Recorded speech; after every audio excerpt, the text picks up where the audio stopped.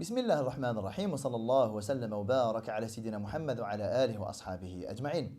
اللهم اجعل جمعنا هذا جمعا مباركا مرحوما واجعل تفرقا من بعده سالما معصوما ولا تجعل فينا ولا منا ولا معنا شقيا ولا محروما. اللهم أخرجنا من ظلمات الوهم وأكرمنا بنور الفهم وحسن أخلاقنا بالحلم واجعلنا هداة مهديين غير ضالين ولا مضلين. Aujourd'hui, Inch'Allah Ta'ala, nous allons conclure l'épisode de Fath Makkah.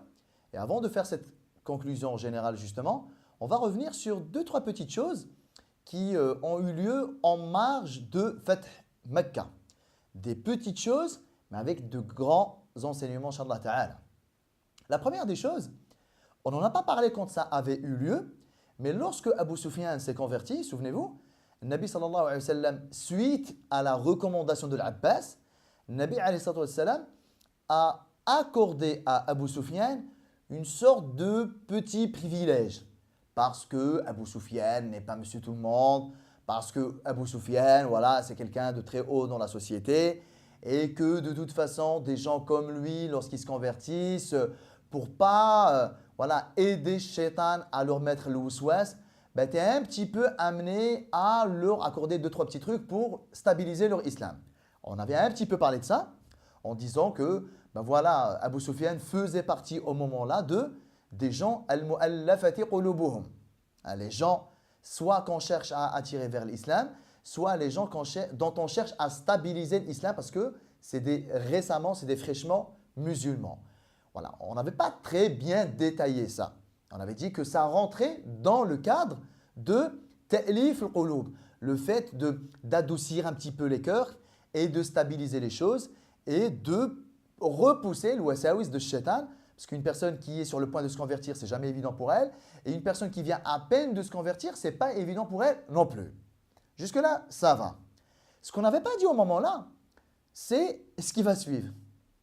On avait dit déjà à l'époque que ce genre de traitement, Abu Sufyan qui se convertit et qu'on lui accorde un privilège, peut être mal interprété.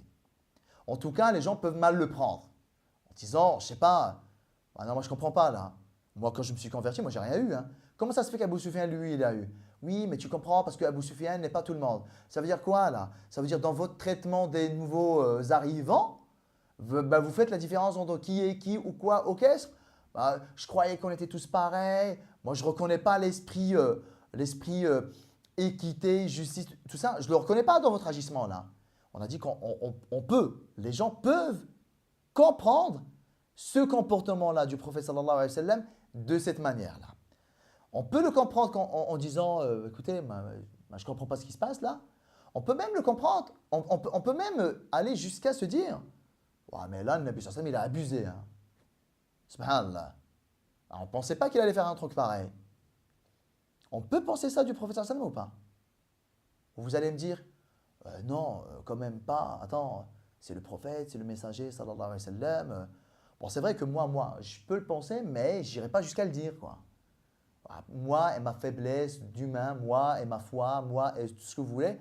Oui, je peux envisager le fait que ça ait pu me traverser l'esprit. Mais que moi, je le dise, le Nabi sallam il abuse, non, n'importe quoi. Mais attends, il n'y a pas moyen, attends. C'est le prophète quand même, sallallahu alayhi wa sallam. Et que de toute façon, s'il l'a dit, peut-être il doit avoir des raisons que moi j'ignore. Et de toute façon, le Nabi sallallahu alayhi wa sallam, il parle toujours au nom d'Allah subhanahu wa ta'ala, etc. Ok? On ne peut pas dire ça. On est d'accord? Mais non, on n'est pas d'accord. Sahaba ont dit ça. Radiallahu anhum ardahum. Pas n'importe lequel, pas n'importe lesquels. Al-Ansar. Radiallahu anhum ajma'in. Lorsque le Nabi sallallahu alayhi wa sallam a dit à Abu Sufyan, le privilège c'est que Man dakhala dar Abi Sufyan fa huwa amin. Celui qui se réfugie chez Abu Sufyan, il est en sécurité. قال الأنصار بعضهم لبعض, comme il nous est rapporté, les Ansar ont commencé à se dire des choses entre eux. Qu'est-ce qu'ils se sont dit? C'est même pas, ils l'ont pensé, ils l'ont dit. Amma ar-rajul. Il parle du prophète sallallahu alayhi wa sallam en ces termes. Amma ar-rajul. C'est même pas le prophète sallallahu alayhi wa sallam. Ouais, le bonhomme quoi. أما الرجل فأخذته رأفة بقومه. C'est chaud, hein? quand ils ont vu qu'il a dit ça à Abu Sufyan, ils se sont dit, entre eux, eh, le bonhomme, ça se voit qu'il a craqué. Hein. Ça se voit qu'il a penché vers son peuple. Ça se voit qu'il a été pris par une sorte d'affection, une sorte de, voilà, d'émotion envers les siens. Alors rappelons qu'Abu Sufyan, il est de sa famille. Hein. Qurayshi comme lui, quoi, sallallahu alayhi wa sallam. Nabi alayhi wa sallam et Abu Sufyan, ils se rejoignent hein, au 4e, 5e grand-père. Donc il est de sa famille, quoi. Et nous, quand on a cru en lui, qu'est-ce qu'on a eu? Nous, on n'a rien eu. Hein. C'était ça le sous-entendu. Nous, qui ne sommes pas de son peuple, nous, ils ne l'ont pas dit, mais le sous-entendu, c'était ça. Nous, on n'est pas de son peuple. On a pris des risques énormes. On croyait en lui, on l'a accueilli, on lui a fait, on l'a soutenu, on l'a défendu, on a perdu tous nos accords avec tout le monde, pour lui, tout ça. Nous, on n'a rien eu. Hein. Abu Sufyan, en 2 secondes, il croit en lui et il repart avec un traitement de faveur. Ils ont dit ça, subhanallah. Et je ne suis pas en train de vous parler des musulmans qui viennent d'arriver. Hein. Aslam, Sulaym, Juhayna, Rifar. On va dire, à la limite, si c'était eux qui avaient dit ça, on allait dire, ouais, mais il faut un peu aussi les comprendre. C'est des musulmans récents, comme Abu Sufyan. Eux, ils n'ont rien eu. Je ne vous parle pas de ça. Je vous parle de l'Ansar. Des gens vrais. Des gens de grande qualité. Hein. Des gens que Allah a agréés. Des gens qui étaient là le jour de Badr. Des gens qui ont donné leur vie pour le Nabi sallallahu alayhi wa sallam le jour de Uhud. Des gens qui ont perdu gros en suivant le Nabi sallallahu alayhi wa sallam. Ils ont perdu gros dans ce bas monde. Ils ont pris des risques pour lui. Je vous parle des gens là. Ils ont dit ça, subhanallah. Ils ont dit ça du prophète sallallahu alayhi wa sallam. Et le bonhomme, il a craqué. Hein. Le bonhomme, il a été motivé. Il a été amené à faire ce traitement de faveur parce qu'il a ressenti en lui un petit craquage envers sa famille. Quoi. Ils ont dit ça. Le Nabi sallallahu alayhi wa sallam, il en a été informé par la révélation. Et je vous rappelle le contexte. On est sur les portes de Makkah, on est sur le point de rentrer à Makkah pour le fêter. Vous imaginez l'embrouille dans l'armée là? Vous imaginez l'embrouille générale? Vous imaginez déjà la relation Ansar-Muhajirin? Imaginez si les Muhajirin ils apprennent ça. Comment vous parlez bête du prophète sallam, le clash, l'embrouille. Vous imaginez si les tribus musulmanes, les dernières là, Aslam, Juhayna, etc., s'ils voient l'Ansar et les Muhajirin s'embrouiller, oula, attends, qu'est-ce qui se passe là? On croyait qu'on était une unité, une armée, un groupe, une nation, un seul corps. Qu'est-ce qui se passe là? L'Ansar qui maintenant commence à parler du prophète sallam de façon impolie, minimum qu'on puisse dire, c'est que c'est impoli. Les Muhajirin qui, pour le coup, c'est des Mécois. Donc, qu'est-ce qui se passe? L'Ansar, pourquoi vous parlez bête du prophète sallam? Voir les Muhajirin, qu'est-ce qu'ils vont dire? Ben attends, nous aussi on est des Quraysh, pourquoi nous a rien donné? Vous imaginez l'embrouille? Vous imaginez les conséquences d'une telle embrouille? L'Ansar, ils s'embrouillent avec le Nabi sallallahu alayhi wa sallam. Les Muhajirin qui s'embrouillent peut-être avec le Nabi sallallahu alayhi wa sallam et au minimum, ils vont s'embrouiller avec l'Ansar. Les autres tribus musulmanes, voyant que l'Ansar et les Muhajirin s'embrouillent entre eux, peut-être ils se disent, oula, là ça sent pas bon. Moi, je suis venu parce que je pensais qu'on était une armée, mais maintenant, si on est chacun dans son coin, alors moi, je suis plus trop sûr de rentrer à Makkah. Une phrase. Hein. Une phrase. Subhanallah.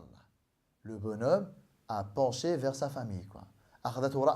Il a été gagné par une affection particulière, positive, émotionnelle. Au fait, là, qu'est-ce qu'ils sont en train de dire?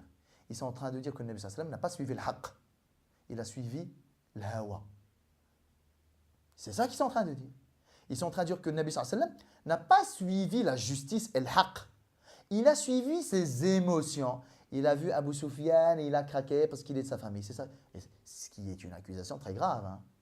Dire que le Nabi sallallahu alayhi wa sallam ne suit pas le haqq, il suit ses passions, il suit ses émotions, c'est très grave. Mais ils l'ont dit. Hein. Alors si vous pensez que si vous étiez là le jour-là, mais non, vous n'alliez pas le dire, franchement, je vous calme tout de suite et je vous calme direct. Les Ansar sont mieux que vous et moi. Les Ansar sont mieux que nous tous réunis. Hein. Malgré ça, ils l'ont dit. Alors chacun, il ne peut pas s'avancer en disant non, mais non, moi si j'avais été là le jour-là, je n'allais pas le dire. Non. Des gens mieux que vous et moi l'ont dit.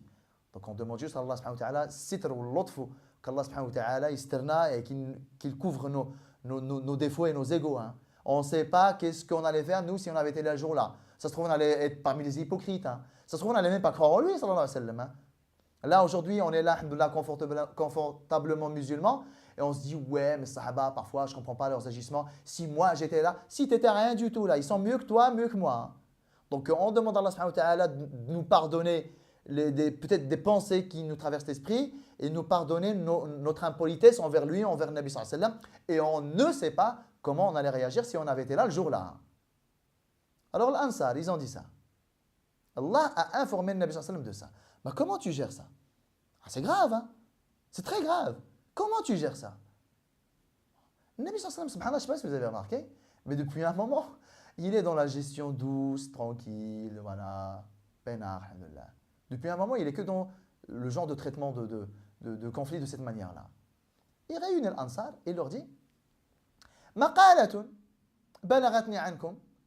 J'ai entendu quelque chose de votre part. Vous avez dit Amma ar-rajulu fa'akhadathu ra'fatun biqawmihi. Vous avez dit le bonhomme a suivi et a penché hein, envers les gens de sa tribu, en parlant d'Abu Sufyan, quoi. Vous avez vraiment dit ça? Ils ont dit Bala, on a dit ça. Ils ont avoué, ils ont dit, bah, ils ne pouvaient pas ne pas avouer en même temps. Ils se disent, effectivement, on a dit ça. Qu'est-ce qu'il leur a dit, sallallahu alayhi wa sallam? Il leur a dit, ne vous ai-je pas déjà promis qu'en gros, hein, comme nous on dit au bled, quoi. Ne vous ai-je pas déjà promis que, en fait, mon pas sera toujours à côté du vôtre? Ne vous ai-je pas promis? Qu'est-ce qu'il leur a dit, subhanallah? Mais je ne sais pas. Tu es là le jour-là, tu entends ça, je ne sais pas ce que tu fais, toi. En tant que Ansari qui a peut-être dit ça. Et il leur a dit Balil mahya mahyakum wal mamatu mamatukum. Pas, vous avez douté de moi, en fait? Vous avez cru que j'ai craqué? Vous avez cru que maintenant, ça y est, je penche vers les miens? Balil mahya mahyakum. Ma vie est la vôtre et ma mort est la vôtre. Ma vie ne se fera qu'avec vous. Et ma mort ne se fera qu'avec vous. Vous voulez quoi de plus?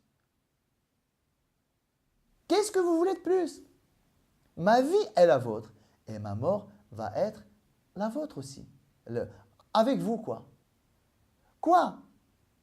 Vous avez été un petit peu touché parce que j'ai donné un privilège à Abu Sufyan? Qu'est-ce qu'on avait dit la dernière fois? On avait dit que ce genre de traitement, c'est pour les mu'allafati qulubuhum. Les personnes sur le point de devenir musulmans ou à peine devenus musulmans. Mais si vous, l'Ansar, je ne vous ai jamais donné le moindre privilège par-ci, par-là, ben vous devriez être content. Vous devriez vous en réjouir parce que c'est la marque et la preuve que quoi? Que je n'ai pas besoin de vous donner quoi que ce soit pour stabiliser votre islam. Votre foi, votre islam est stable. Vous devriez être content. Alhamdoulilah qui ne nous a rien donné. Parce que les gens à qui il a donné, ce sont des gens pour qui il avait peur pour leur islam. C'est l'inverse. Inversez votre manière de voir la situation. Vous pensez que ces privilèges-là sont la preuve d'un craquage ou d'un penchant tribal ou quoi ou qu'est-ce? Non, non, non. Je vous invite à voir la situation autrement. Ces privilèges que j'ai déjà accordés à des personnes par le passé, et que j'ai accordé à Abu Sufyan et que je vais accorder encore à des gens, hein. Ça ne va pas se terminer là. Ces privilèges que j'ai été amené à donner ou que je vais être amené à donner ne sont que la marque d'une chose. Soit j'essaie d'attirer des gens vers l'islam, ce qui n'est pas votre cas vu que vous êtes déjà musulman, soit ce sont des privilèges par lesquels j'essaie de stabiliser et d'ancrer et de maintenir l'islam de la personne qui vient à peine de se convertir. Ce qui n'est pas votre cas non plus. Vu votre engagement n'est plus approuvé, votre islam n'est plus à remettre en cause. Donc en fait, la personne intelligente devrait se réjouir et devrait être contente et devrait sauter de joie. Limite, vous devriez vous dire entre vous, hey, toi, le jour où tu t'es converti, le Nabi sallallahu alayhi wa sallam t'a donné quelque chose? Ah non, waouh, génial, moi non plus. Vous devriez être comme ça. Parce que s'il vous a donné, c'est que votre islam n'était pas terrible. Et le Nabi sallallahu alayhi wa sallam a géré ça de cette manière-là. Donc, on retient cet épisode-là, parce qu'il va revenir. Hein. Et subhanallah al-adim. Moi, quand je regarde un petit peu le déroulement de ce sira, qu'est-ce que je remarque? Je remarque que là, à partir de maintenant, là, à partir de Fath Makkah, il va se passer beaucoup de choses fortes, déstabilisantes, flippantes, qui vont nous servir pour la suite du prophète sallallahu alayhi wa sallam. C'est comme si le Nabi alayhi wa sallam, il est en train de vivre, c'est pas comme si, c'est le cas, il est en train de vivre ses derniers moments sallallahu alayhi wa sallam, et dans ces derniers moments, comme s'il était en train sallallahu alayhi wa sallam de régler les derniers problèmes qui sont susceptibles de pourrir la Ummah.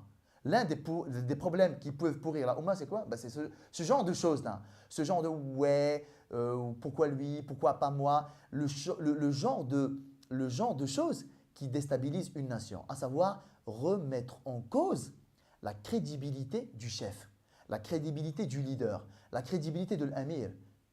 Parce que là, en disant ouais, mais attends, il a pas suivi le haqq, il a suivi ses passions et ses émotions, etc. C'est chaud, hein? Parce que si tu remets en cause l'amir, tu déstabilises la nation tout entière. Donc c'est comme si le Nabi sallallahu alayhi wa sallam est en train de nous dire attention, attention, l'une des choses qui va vous pourrir, vous, après moi, hein, quand je serai plus de ce monde, hein, et quand Abu Bakr ne sera plus de ce monde, et quand Sidna Omar ne sera plus de ce monde, et que ça arrivera du temps de Sidna Uthman, les problèmes de la Ummah vont commencer. À commencer par quoi? La remise en cause de l'imara et de l'khilafa de Sidna Uthman. Vous savez qu'est-ce qu'ils ont dit de Sidna Uthman? Ils ont dit, il n'a pas jugé par la vérité. Il a privilégié les siens. Exactement ce que l'Ansar ont dit au prophète sallallahu alayhi wa sallam. Parce que Sidna Uthman, c'est un Qurayshi aussi. Et il est de la famille de Muawiyah. Et parmi ses cousins, parmi ses neveux, il y avait des musulmans. Donc, il leur a confié certaines tâches et certaines missions. Les gens, semeurs de troubles, qu'est-ce qu'ils ont dit? Uthman n'a pas jugé par la vérité. Il a casé les siens. Il a donné des privilèges aux siens. Il a donné des responsabilités politiques aux siens. Il a privilégié sa tribu. Uthman a fait preuve de fanatisme tribal. Ils ont dit ça de Sidna Uthman. Radiallahu anhu ardah. Hachah. Radiallahu anhu ardah. Impossible que ce soit le genre de personne-là. Allah arda alayh. Nabi sallallahu alayhi wa sallam, il est mort en étant satisfait d'Uthman. Abu Bakr est mort en étant satisfait d'Uthman. Omar est mort en étant satisfait d'Uthman. Radiallahu anhu ardah. Et les musulmans ont choisi Uthman. Radiallahu anhu ardah. Nabi sallallahu alayhi wa sallam, qu'est-ce qu'il a dit de Sidna Uthman?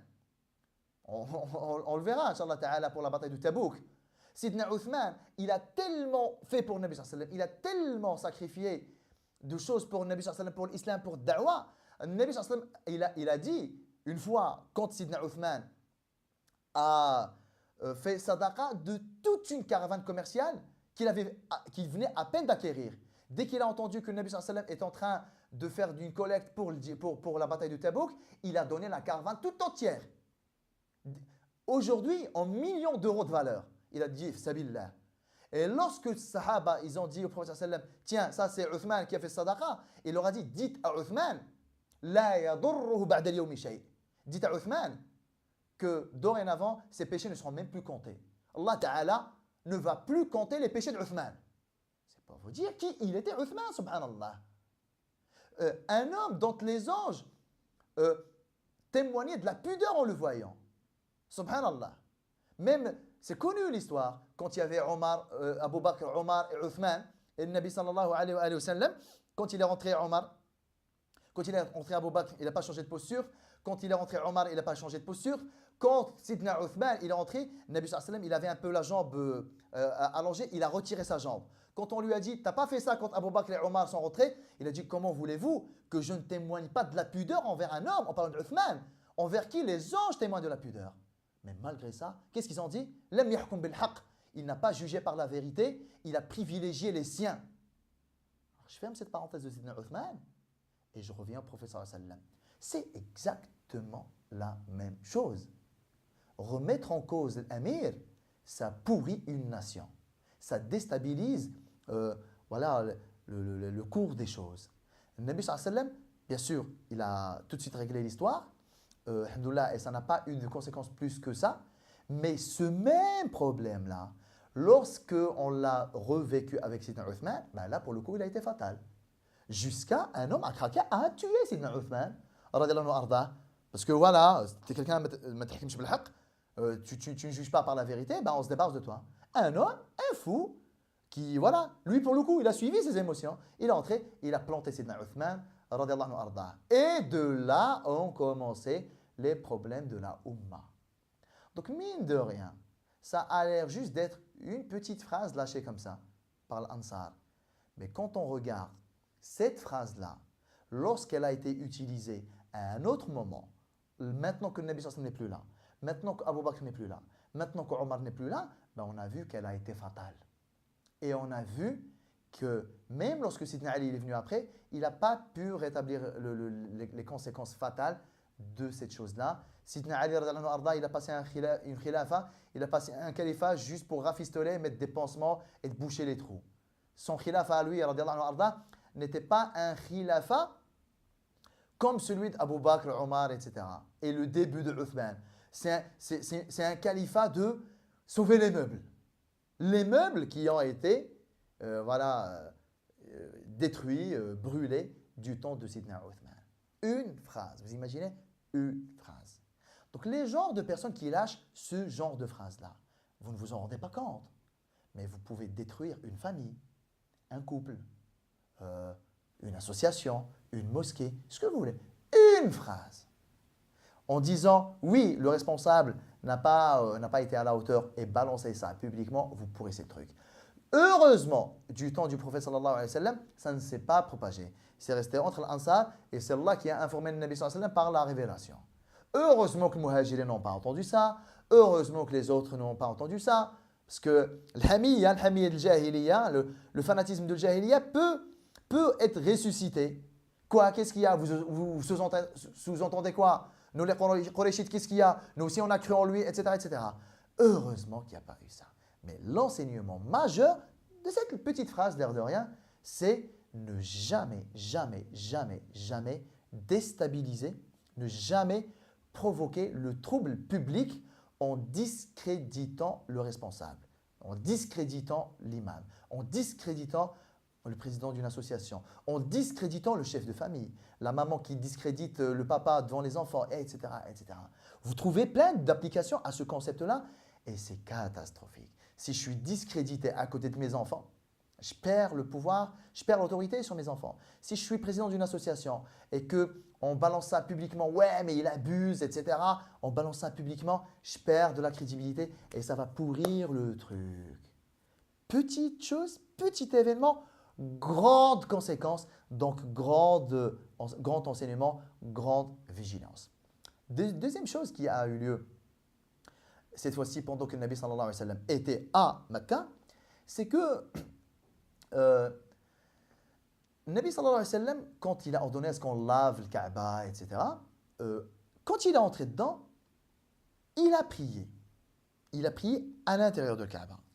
Nous dit Abdullah ibn Omar, et nous disent Bilal et d'autres sahaba, radiallahu anhum ardahum. Ibn Abbas, radiallahu anhum, lui nous dit, mais non, il est entré, il n'a pas prié. Et les deux hadiths sont authentiques, et les deux sont dans le Bukhari et dans Muslim, etc. Ben on fait quoi là? Ibn Abbas nous dit, radiallahu anhum, Ibn Abbas, c'est pas n'importe qui. Hein? Ibn Abbas n'est pas n'importe qui.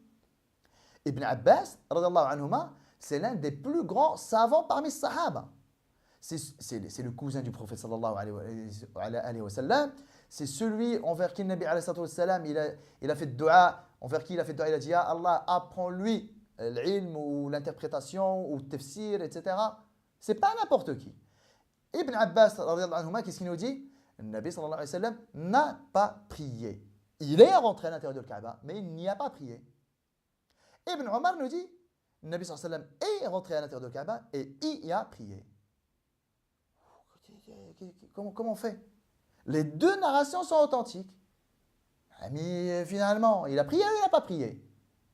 Ça aussi, subhanallah, c'est aussi une situation qu'Allah a voulu pour préparer la Ummah aux divergences d'après, voire aux embrouilles d'après, voire à l'ambiguïté de certaines situations pour lesquelles il va être difficile de trancher.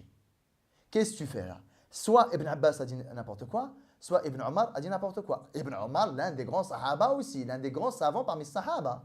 et Bilal, etc., etc. Ben comment on fait au fait? Alors qu'est-ce que on retient de cette histoire-là? Plusieurs choses. Premièrement, et voilà, je m'inclus avec vous, hein, les gamins comme nous, comme vous et moi, ouais, on est des gamins. Dans la science religieuse, nous sommes des gosses. Comme vous, comme moi. Les gamins que nous sommes, ben, va falloir à un moment arrêter de vouloir interpréter et déduire des prescriptions juridiques juste parce que vous avez lu un hadith ou parce qu'on a lu un truc. On ne déduit jamais une prescription, quand je dis on, les gamins comme vous et moi, les ignorants comme vous et moi. Ce n'est pas notre boulot. Hein. Ce n'est pas notre boulot que de lire un verset et de dire ah ouais, bah ok, bah voilà, c'est ça que ça veut dire. Ce n'est pas notre boulot à vous et à moi que de lire un hadith et de dire bah oui, bah c'est bon, le hadith dit ça, bah je vais le faire. Ce n'est pas notre boulot ça. C'est le boulot dont c'est la spécialité. Ce sont eux qui sont capables de comprendre les ambiguïtés, les situations de conflit. Parce que là, il y a un mouchkil, là, il y a un problème là. Les deux hadiths sont authentiques et les deux nous disent des choses radicalement opposées. Ben on fait quoi? Ben vous et moi, on fait rien. Vous et moi, on se tait. Vous et moi, on se retourne vers ceux qui savent. Parce que si nous, on s'aventure maintenant à vouloir trouver une solution, ben au fait, rationnellement, tu es obligé de te dire quoi? Tu es obligé de te dire, ben l'un des deux n'est pas crédible. L'un des deux n'est pas vraiment authentique. Et on vient de te dire qu'il est dans le Bukhari et dans le Muslim. Donc si pour toi ça c'est faux, c'est pas vrai, donc tu discrédites quoi? Tu discrédites soit le Bukhari, soit le Muslim. Et si tu discrédites le Bukhari et le Muslim dans ce hadith-là, ben moi je suis désolé, je suis en mesure de le discréditer dans tout. Ben attends, soit tu as une méthode rigoureuse, soit tu as une méthode faillible. Là pour le coup, c'est faillible et excuse-moi, je ne te crois plus là. Soit je discrédite, et le pire, soit je discrédite Ibn Omar ou Ibn Abbas. Et vous savez quoi? Vous voulez que je vous dise une chose? Ni Ibn Abbas, ni Ibn Omar n'a vu le Nabi sallallahu alayhi wa sallam. Ni prié, ni pas prié. Finalement, il a prié, il n'a pas prié. Ben si, il a prié. Aucun des deux n'a vu le Nabi sallallahu alayhi wa sallam. Ni prié, ni pas prié. Hein. Ibn Omar tient l'info de Bilal. Bilal était avec le Nabi sallallahu alayhi wa sallam à l'intérieur. Ibn Abbas tient l'info d'un autre sahabi qui lui n'était pas à l'intérieur. Ben, qu'est-ce qui se passe, sahaba? Vous parlez de ce que vous ne voyez pas? Et ça risque même de nous faire douter des compagnons. C'est très dangereux l'exercice là. Lorsque toi, l'ignorant comme moi, on est dans notre coin, dans notre chambre, et on commence à cogiter dessus, on risque d'aboutir à des déductions graves. Ibn Abbas, il dit n'importe quoi. Ouais, mais Ibn Abbas n'a fait que rapporter les propos d'un sahabi. Oui, mais ce sahabi-là n'était pas à l'intérieur de Kaaba. Donc ce sahabi-là, pourquoi il se mouille dans quelque chose qu'il n'a pas vu? Ben, excuse-moi, ça veut dire sahaba, des fois ci, des fois ça. Excuse-moi. Du coup, l'adala. Du coup, la fiabilité de sahaba, elle va se manger un coup. Et vous imaginez le truc? Si dans notre cœur, dans notre esprit, sahaba, là, leur crédibilité, leur fiabilité, elle vient se manger un coup, ben, din, entièrement, il est à terre.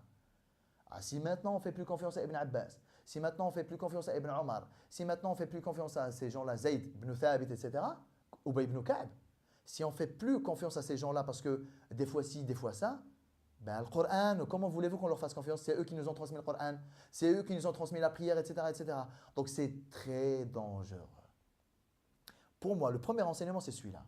Arrêtons de jouer au savant du dimanche. C'est un boulot, ça, c'est une spécialité. Hein. Al-Tahawi, rahimahullah, il a compilé tout un livre. Hein. Il l'a appelé Mushkil al-Athar. Il a compilé dedans des centaines et des centaines et des centaines de hadiths contradictoires entre eux, tous authentiques. Ben, comment tu fais? C'est leur boulot à eux, les gens-là. Et alhamdoulilah, ils ont décortiqué, ils ont trouvé des issues. Il y a des explications à tout ça. Hein. Mais ce n'est pas votre boulot à vous, ni à moi. Il y a les gens pour ça. Alors, cette tendance qui est à la mode, et aujourd'hui, tu discutes avec des jeunes de 12 ans, 13 ans. Oui, il y a un hadith qui dit ça. Le bonhomme, il a 12 ans, il s'est pris pour Shafi'i, quoi, en fait. Il s'est pris pour l'imam Malik, il s'est pris pour Abu Hanifa, rahimahumullah. Mais tu n'es qu'un gamin. Hein. Mais même, tu aurais 40 ans, tu n'es qu'un gamin vis-à-vis de ces gens-là.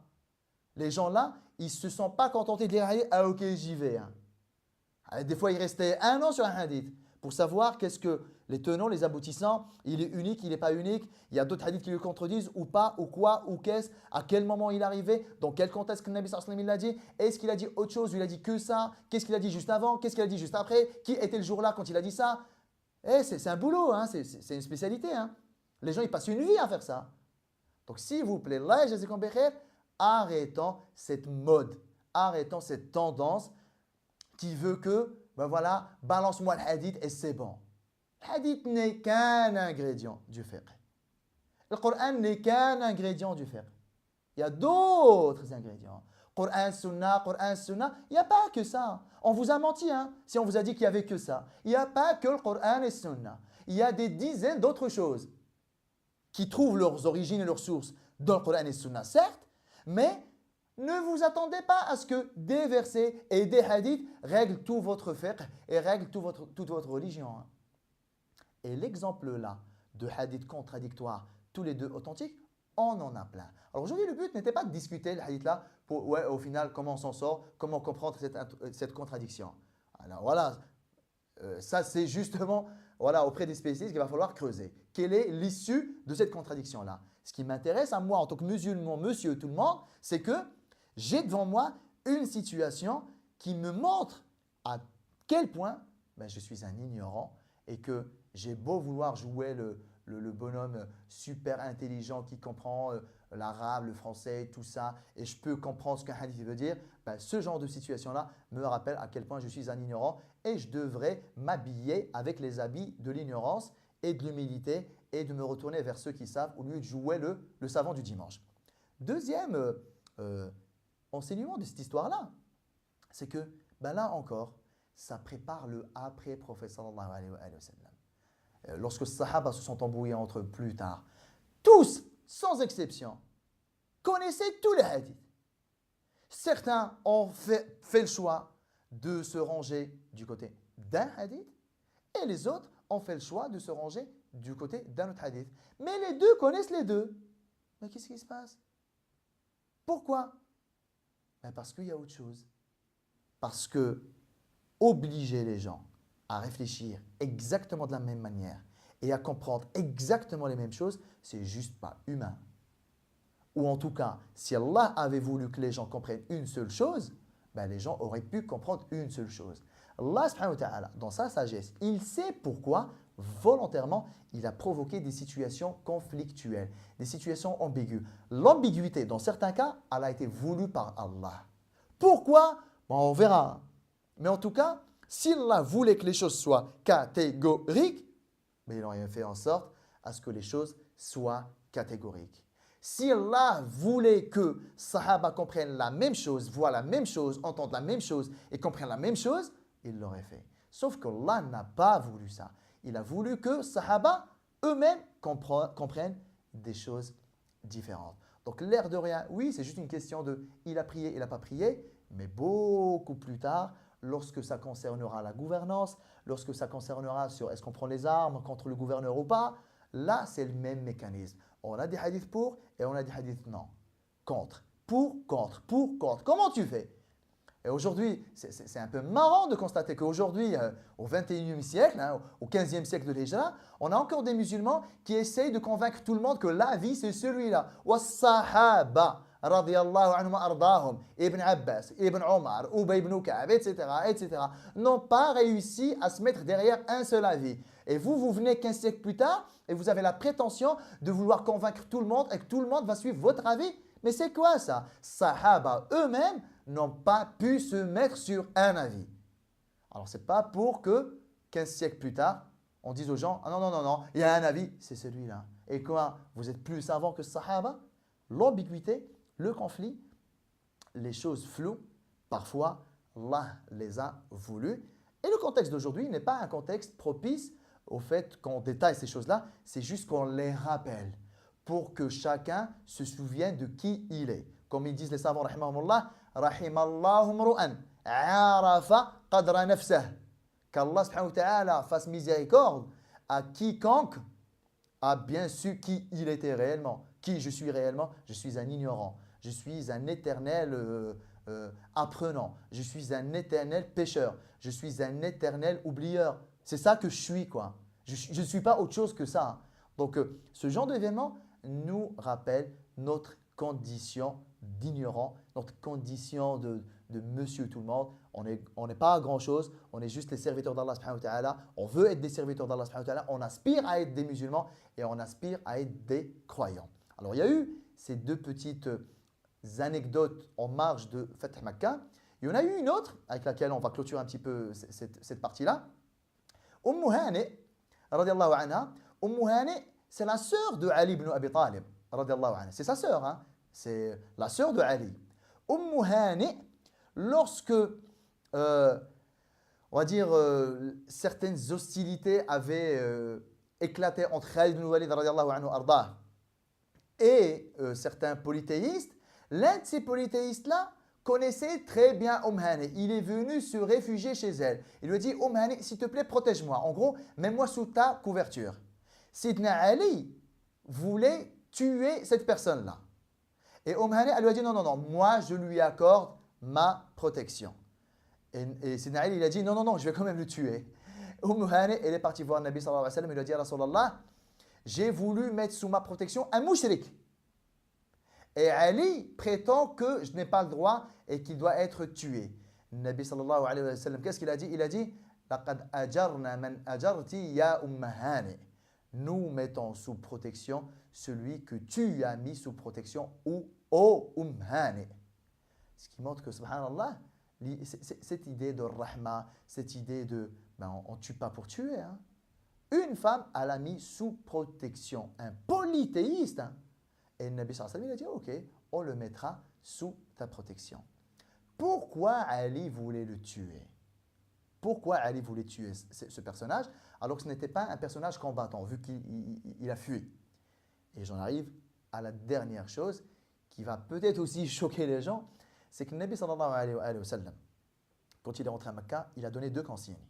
N'attaquez personne, sauf si vous vous faites attaquer, hein, sauf 10 personnes. Ceux-là, je les veux morts. Hein, je les veux mortes. 10 personnes. 6 hommes et 4 femmes. Pourquoi le Nabi sallallahu alayhi wa sallam a voulu 10 personnes mortes? Rahma, tout ce que vous voulez, etc. etc. Non, non, non. Les 4 là, les 10 là, si vous les croisez, tuez-les. Alors, je vous rassure, sur les 10, 6 se sont convertis. Certains disent même 8. Dans l'ensemble, ils sont tous devenus musulmans, à l'exception de 2, 3, 4 personnes, selon les narrations maximum, qui ont été tuées. Alors, si je pars du principe que le Nabi sallallahu alayhi wa sallam est un homme clément, si je pars du principe que le Nabi sallallahu alayhi wa sallam a tout fait pour éviter le sang, si je pars du principe que le Nabi sallallahu alayhi wa sallam n'a pas voulu tuer les gens, et que les 10 là, il a dit ramenez-les-moi, s'il le faut, morts, même tuez-les si vous les croisez, c'est que les 10 personnes-là, elles étaient vraiment mauvaises. Leur mal était énorme. Et malgré ça, 6 ont fini musulmans. L'un des 6 qui a fini musulman, Ikrima, le fils de Abu Jahl, et Hind bint Utba, la femme de Abu Sufyan. Elle faisait partie des 10. Elle a tellement fait de mal, elle était tellement mauvaise que voilà, elle se convertit. On ne peut pas la laisser vivante parce que voilà, on a besoin de preuves qu'elle a changé. Les gens-là, on a besoin de preuves que ces personnages-là ont changé. La preuve, c'est quoi dont on a besoin, c'est qu'ils deviennent musulmans. Parce que jusque-là, c'était des gens très mauvais. Alors, le Nabi sallallahu alayhi wa sallam, donc les 6 là, même Hind, elle s'est convertie, Ikrima, le fils de Abu Jahl, et les autres ont été exécutés. C'est pour dire que le Nabi sallallahu alayhi wa sallam, Rahma, oui, mais Rahma, c'est Rahma général.